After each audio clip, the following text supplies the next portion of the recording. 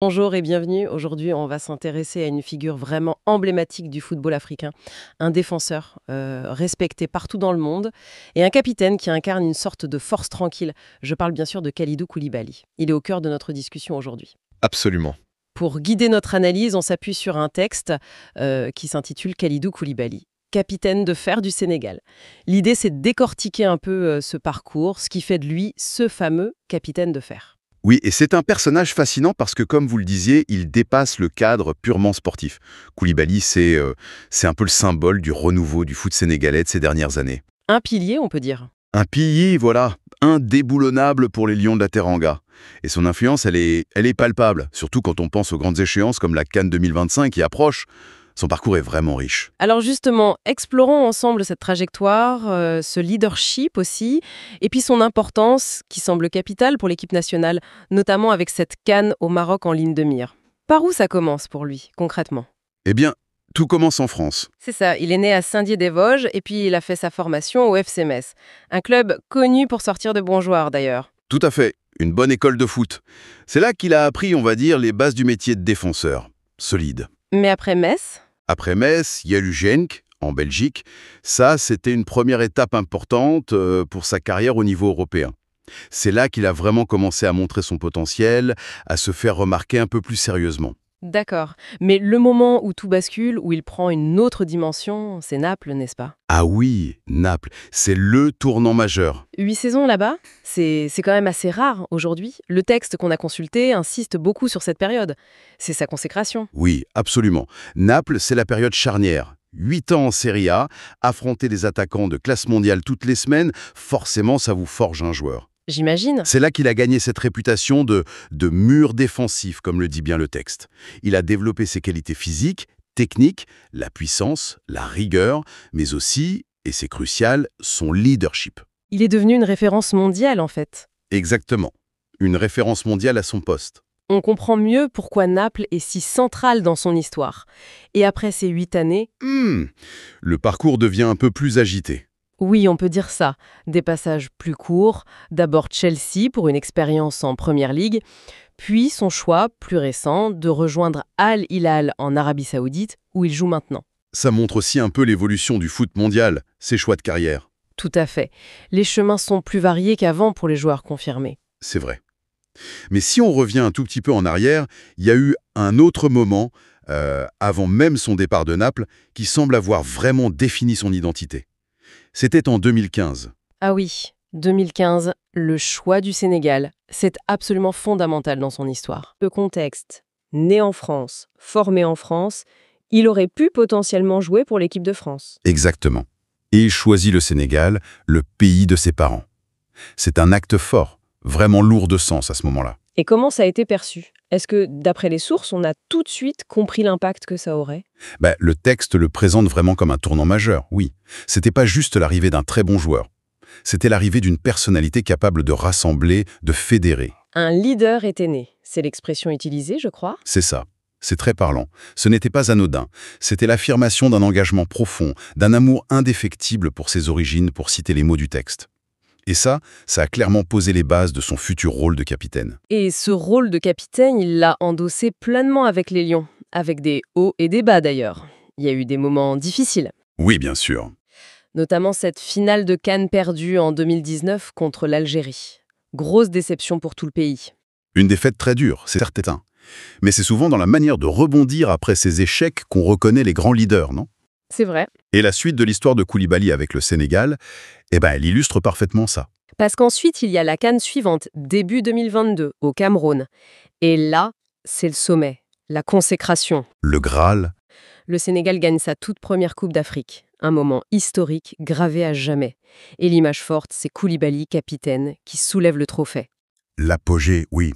Le triomphe historique, comme le dit le document, c'est la récompense pour toute une génération de joueurs talentueux, mais c'est aussi la validation ultime de son leadership à lui. Mener son pays à ça après les déceptions, Ça montre une force de caractère, une capacité à mobiliser qui sont exceptionnelles. et son impact ne s'arrête pas là. On peut penser aussi à la Coupe du Monde 2022, ce but qu'il marque contre l'Équateur, Ah oui, ce but. qui qualifie le Sénégal pour les huitièmes.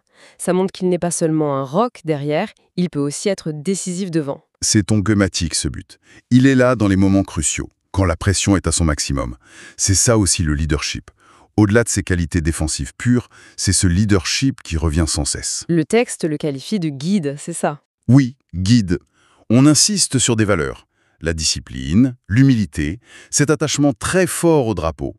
Ce n'est pas juste un capitaine sur le papier, il incarne vraiment ce rôle. Cette notion de guide, elle est intéressante. Est-ce que ça se voit aussi dans sa relation avec les plus jeunes joueurs? C'est un point clé qui ressort des sources, oui. Son rôle de mentor est vu comme essentiel pour intégrer la nouvelle vague. Il y a des noms qui sont cités? Oui, on parle de jeunes comme Mikhail Faye, Mamadou Sarr, Abdoulaye Ndiaye. Des défenseurs prometteurs qui bénéficient directement de son expérience, de ses conseils au quotidien. Avoir une figure comme lui pour les encadrer, c'est un atout énorme pour la suite. On sent une sorte de passage de relais en cours, en fait. Préparer l'avenir tout en étant encore au top? C'est exactement ça. D'un côté, il apporte la stabilité par sa présence, son niveau de jeu qui reste très élevé, et de l'autre, il inspire par son attitude, son professionnalisme. Le respect qu'il impose est assez frappant. Oui, le texte dit même « l'Afrique entière le respecte, le Sénégal le chérit ». C'est cette fameuse « force tranquille » dont on parlait au début. Un leader qui n'a pas besoin de hurler, son exemple suffit. Ce qui nous amène assez logiquement à la suite. La CAN 2025 au Maroc, Koulibaly aura 34 ans. Bon, après une telle carrière, on pourrait se dire qu'il n'a plus rien à prouver. C'est vrai, mais visiblement il y a encore une mission qui l'anime. Laquelle?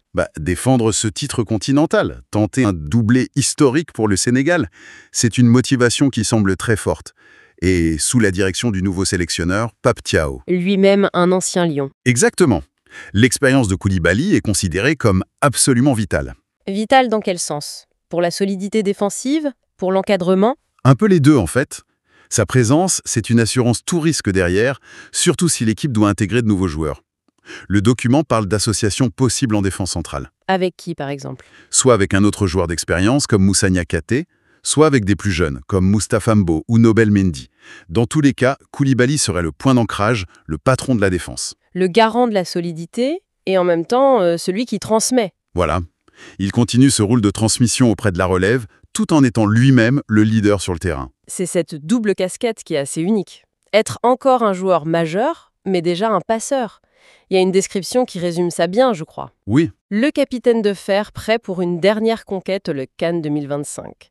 Ça sonne un peu comme un dernier grand défi, un potentiel dernier grand combat avec le maillot national. oui, il y a un peu de ça. Et quand on regarde tout son parcours, c'est une histoire à plusieurs dimensions, vraiment. Il y a le joueur de classe mondiale qui s'est construit en Europe, surtout à Naples. Ça, c'est la base. Puis, il y a ce choix identitaire très fort de 2015, qui a tout changé pour sa carrière internationale. Ensuite, le capitaine qui a connu la défaite amère avant de connaître le triomphe suprême. Le leader respecté pour ses qualités humaines aussi. Exactement. Et maintenant, ce vétéran qui part en mission pour 2025, avec ce rôle clé de transmission. L'idée qu'il unit cœur, talent et patriotisme, comme le dit le texte, ça résume assez bien la complexité et la richesse du personnage, je trouve. C'est vrai que son parcours, ça va au-delà du sport. Ça montre bien les enjeux, les choix, parfois difficiles, l'impact qu'une carrière de ce niveau peut avoir. Ce choix pour le Sénégal, par exemple, a eu des échos bien au-delà du terrain. Absolument. Gérer la pression d'un pays entier, porter le brassard dans les bons comme dans les mauvais moments, son histoire montre comment l'engagement d'une personne, son exemplarité, peuvent influencer tout un collectif et même inspirer plus largement. Tout à fait. Et ça nous laisse peut-être avec une question pour la suite, une réflexion. Oui. Alors que Koulibaly se prépare pour ce qui pourrait être un de ses derniers grands tournois avec les Lions, quelle trace laissera-t-il sur cette nouvelle génération qui arrive ? Comment est-ce que cette force tranquille, ce leadership qu'il a prouvé maintes fois, comment est-ce que ça va peser dans la quête du Sénégal pour garder son titre africain au Maroc ? Une interrogation intéressante. La réponse se dessinera sur le terrain, bien sûr, mais la portée de son héritage, elle, dépasse sans doute le cadre de cette compétition. C'est une très belle manière de conclure cette exploration du parcours et de la stature de Kalidou Koulibaly. Merci beaucoup pour ces éclairages. Merci à vous. Notre discussion s'achève ici pour aujourd'hui.